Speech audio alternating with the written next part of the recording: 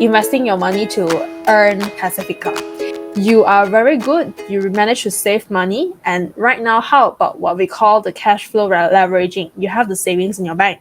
But the prerequisite before you can invest any of your money inside your portfolio, do you agree that you need to have a savings done? Definitely. But Definitely. you have to save. You have to first save your emergency fund first. When you settle your emergency fund, the Then only emergency you fund one, invest. then only you start to save for your investment. But this is our advice. Speaking from experience, because I've been into some financial difficulty as well when I started my entrepreneurship journey. I thought that it was going to be easy with just 3 or 4 months savings, but I was wrong. I was suffering eventually. Yeah. So speaking from the true heart, luckily I persevered. I really kept my expenses really, really very down. I was very hardworking to really make things work. That's why the learning curve was very steep for me. I really want to make sure everything worked for me. Yeah. So if you have been through that, you will definitely understand what I meant. Yeah, but for those of you who are starting out to invest your money, always separate out your funds. If you're not sure, you can always PM us. We can actually advise you on how to do your segregation of your income. All right. So after you have actually figured out whether it's a 10K, 20K, or 100K that you want to invest in, yeah, so you can actually have a few options. So I still remember when Yvonne and myself, we shared the third book about Adam Cruz winning the game of stocks. We actually shared about all this, Yvonne. Yeah. ETF, the REITs and stocks. Yeah, you can invest this. Even some of our night guests actually told us is you can invest in ETF, because ETF is exchange traded funds, like S&P 500. Okay, all those top companies in the countries, they actually form the top 50, top 100, and top 500 companies portfolio in the ETF funds. You can leverage on it, right? But there's no free lunch when you're investing in this, because you need to also know how to make use of candlestick patterns. You need to know when to enter and what you're investing into. If let's say you're investing into commodities, do you really know commodities good enough? If you're investing into IT companies, do you really know how IT company functions, right? And if you're investing into REITs, what kind of REITs that you're investing into? Is it commercial? Is it a good rental yield? Is it hospitality REITs? There's so many. Correct. There's hospital REITs. So even if you understand how it works, maybe the risk appetite doesn't suit you, or REITs are 5% every year, very, very low lah. How to find a higher one? The higher one, the portfolio don't suit me. So there are some homework that you need to do. And to even study candlestick itself, it takes time, and it takes a lot of time to do research, a lot of time to test. A lot of practice. Yeah, you need to really it's like any side hustle need time to do practicing and stuff. Yeah. And we are not even talking about you doing trading. We are just talking about what you should enter in the first place. Exactly. you think can straight away just call one of your friends, hey, this one can yeah.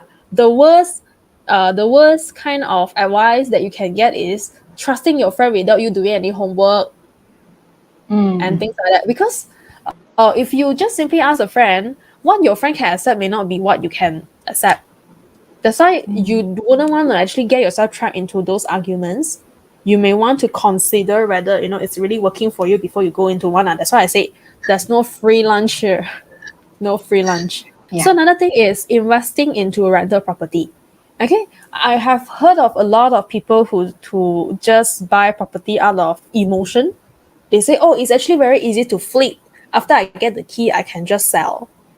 But this is something very dangerous if you don't know whether you don't have the holding power per se. You will be indebted, because every month the installment can be very heavy though. Second thing is you don't have another outcome. When it comes to business or any kind of side hustle, you need to have some possibilities. If you cannot exit it, what is your second exit strategy? Can it be rented out? Okay, is the location suitable? Is the price okay for the tenants? Is there target market that I can actually aim at? Always think of all this. Do not buy it without brainstorming all this exit strategy. In fact, your exit strategy need to be thought through before you even made the decision to do the booking. Yeah, whether you want to own this property, rental property as a revenue generation, or you want to hold, you want to just, okay, I just want to Capital earn, or okay, appreciation. I just want to earn okay revenue, don't have to be a lot rental, but I'm looking at long-term capital gain, for example. Yeah. Yeah, you need to have all this in mind first. Because this is something that my talking about this rental thing. My husband always tell me 1 month I don't rent out is one laptop. If I don't rent out 2 months, it's two laptop. If I don't rent out 3 months, it's three laptops. So make sure that he's rented out. It's most important thing lah. Correct. And sometimes we may be blinded by people who really wanted sales. They can tell us your unit after you buy, you can just rent it out at 3,000. I don't trust those figures. I usually do my Yeah. own research. What if the surrounding areas are actually only rented at 1.15 and they are telling By you the as way, 3? So you got to be I realistic here. Yeah. I tell you a story yesterday. Last night I went and fetched my cousin that is staying in KLCC area. Last night. So Last night. last night. So we have dinner together. Okay. So I went. He's staying like a stone throw away from KLCC. So you can imagine the purchase price. Yeah, I mean like Wow. literally a stone throw. Hey, maybe he walked to KLCC like 5 minutes. You know how much you rent that room? 1,002? 750. Same thing I is got a shock. in That is so cheap. because KLCC. You know, there's all the high rise, KLCC right? is And there's usually 1,000 over, you know. yeah, but there's a lot of high Room. rise there. There's a lot of high rise there also, Ah, and no expats are coming in, my dear. All the correct. expats are not Correct. here, so I mean he has a luck to for him as a rental. He is lucky that he got he's blessed that he got such a role. But I'm trying to say Consumers is are that lucky.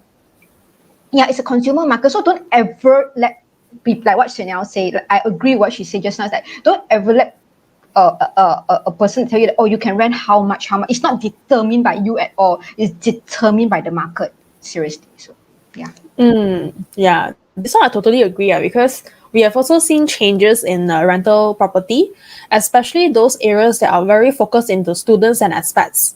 So when you're investing into rental property, because I come from property rental management, right? Just to share a little bit about it. Location, right? You shouldn't just invest into a location whereby there's only one purpose for rental. Yeah. So it can be, if it's very student oriented, for example, if you're just attacking the student market now, you can see that the COVID actually caused a lot of people unable to go study. So you're going to be dying. So And what talking about, about this one, I have another story to tell you. It's my cousin okay. that supposed to study in MMU Cyberjaya. So the class started about 1 year already. The place that she rented, right, give her 1 year free rental. Oh my God. She didn't charge me until I officially go back to study.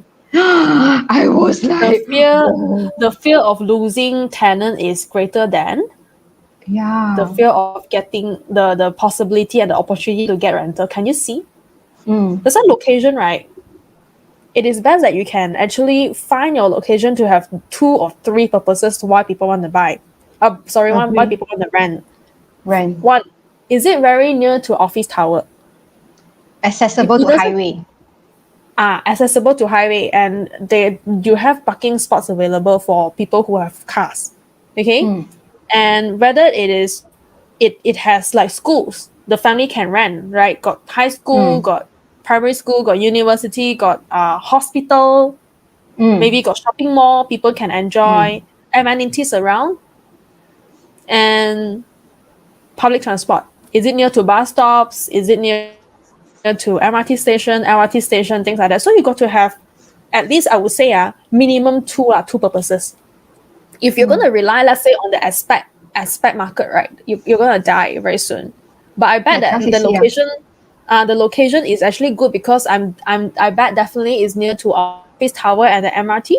But you have to foresee another thing lah. That means your rental to the local cannot be too high. Agree. Yeah, that's why this is also the second factor. Who's your target market? If you Mm, only have one target market, then that is, maybe you need to reconsider your location. Is that a right place for you? Okay, mm. and the interior design. Okay, I can tell you now, tenants these days are very choosy. Okay, they want a lot of things at their fingertips. Because to them is what differentiates you from the rest of the properties. Like can get so many options out there. So you got to also have the suitable interior design. Don't have to be very expensive, but you got to know what people are looking for. Yeah.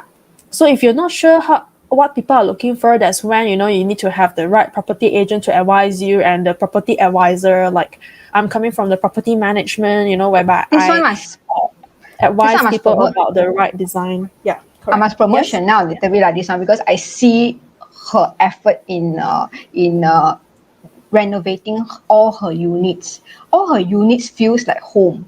Like once you go in, right, it's very hard for you to say no to all the units that she's also in renovation as well in all these units. So I think if you have a property that you think that is very abandoned and is still not rented out, perhaps you can really ask her to help you all to manage the property as well. She's doing property Thank you, management, right? Yvonne. Thank you, Yvonne. Yay. Yeah, because we don't just advise people on how to design your unit, how to renovate, and at the end of it, how we manage. We even show you after you renovate, right, how you gonna increase your rental or even rent out your room faster. Because if you decorate it properly, don't have to be very expensive. If you make it very homey, I would say the Homey, feeling of very homey, homey. Homey. it can rent out 3 times faster. People, because renting a room, we do room rentals. Renting a room is very emotional. So when people feel like they are at home, they feel very emotional. That's when it will touch them, and they will make decision very fast.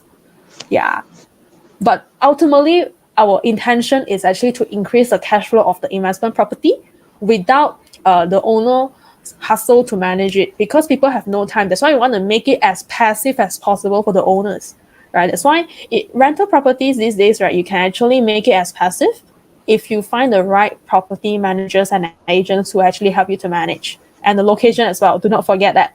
Find more purposes of your location. Don't just zoom down to one niche. That is actually very dangerous. Invest into dividend paying stock.